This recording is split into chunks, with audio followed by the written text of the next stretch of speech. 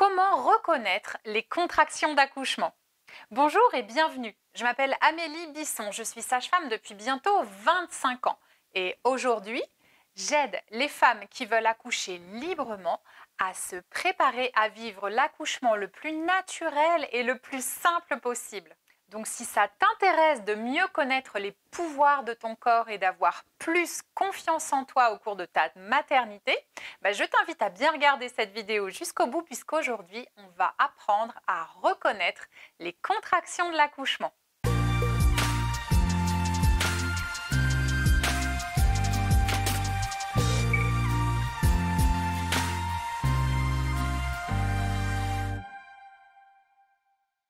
Cette vidéo va se diviser en 3 parties pendant lesquelles je vais te décrire les sensations, la fréquence, la durée des contractions et comment faire bien la différence. La différence entre les 3 parties que sont le faux travail, les contractions qui ne seront pas efficaces, qui ne veulent pas forcément dire que tu vas accoucher, le début du travail et le travail actif quand on est vraiment en plein dans le feu de l'action. Donc regarde bien cette vidéo jusqu'au bout, tu vas apprendre à reconnaître les vraies contractions, celles du jour J, mais aussi à te repérer dans ton accouchement, à savoir si tu en es au préliminaire, à la première partie ou proche de la fin. Et avant de commencer, je vais t'inviter à t'abonner à ma chaîne si ce n'est pas déjà fait en cliquant sur le bouton juste ici sous l'écran.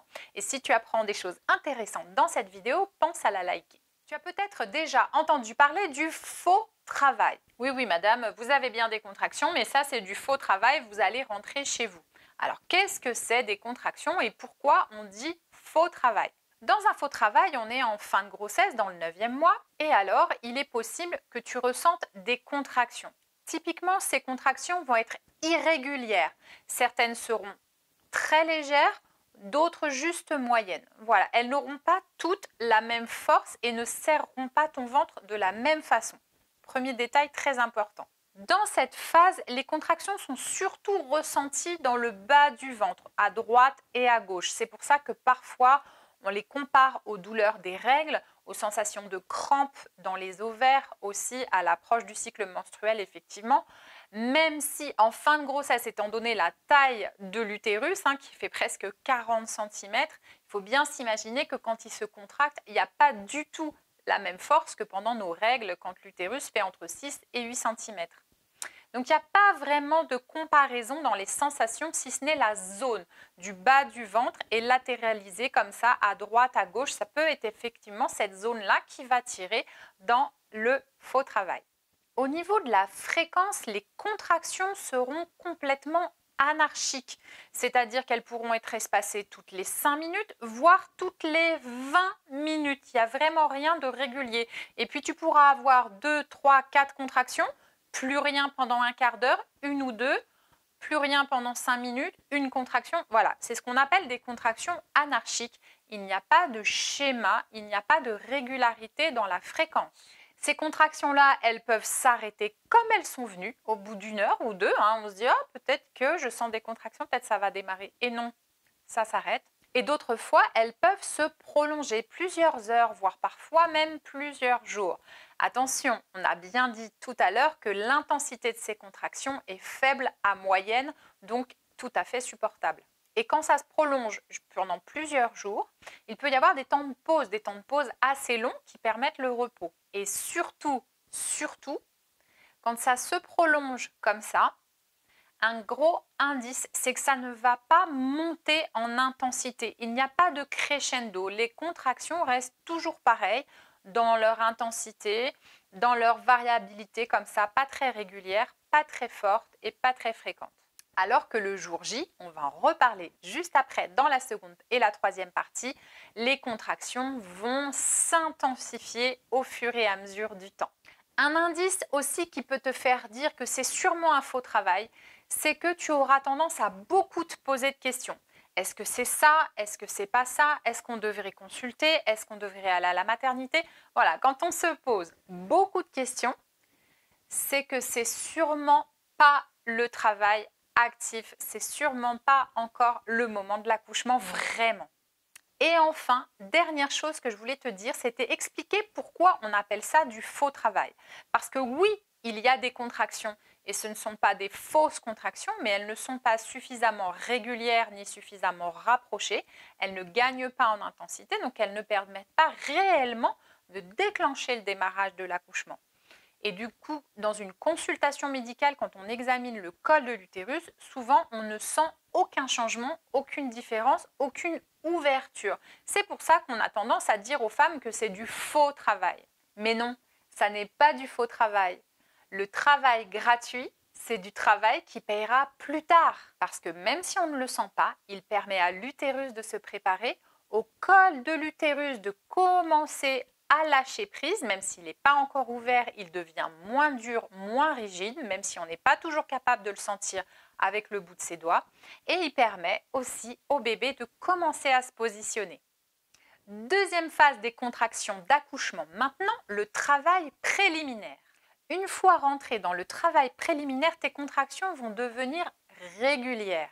Elles seront d'une intensité moyenne à forte et toutes te donneront les mêmes sensations. C'est ça des contractions régulières. Elles seront espacées toutes les 5 à 10 minutes environ. Et cette fois-ci, les sensations vont commencer à prendre tout le ventre, voire aussi le bas du dos. Leur intensité te donnera envie de faire des exercices de respiration, de te concentrer pendant les contractions, voire de faire du ballon, des étirements, enfin tous les exercices de position que tu auras appris pendant ta préparation à l'accouchement. Tu seras encore capable de parler si on te pose des questions ou si tu as besoin de quelque chose, de marcher, y compris pendant les contractions. Au fond de toi, tu sauras que c'est l'accouchement. Tu verras la différence, tu te diras « ouais, je sens, je vais accoucher aujourd'hui ». Mais viendra peut-être encore la question de savoir si c'est le moment de partir à la maternité ou d'appeler ta sage-femme. Avant de passer à la troisième et dernière partie de cette vidéo, je te rappelle de penser à la liker si tu apprends des choses intéressantes, à cliquer sur le bouton s'abonner qui se trouve juste là sur le côté. Et si tu aimerais avoir encore plus d'informations sur les contractions et sur les différentes phases de l'accouchement, savoir comment ça va se passer, savoir comment réagir et prendre les bonnes décisions, j'ai rédigé un guide complet, accouchement naturel. Comment reconnaître soi-même les différentes phases de l'accouchement que tu peux te procurer sur mon site internet ameliacompagne.fr. Je te mets le lien dans la description juste sous cette vidéo. Et on arrive donc maintenant à la dernière phase du travail, le travail actif.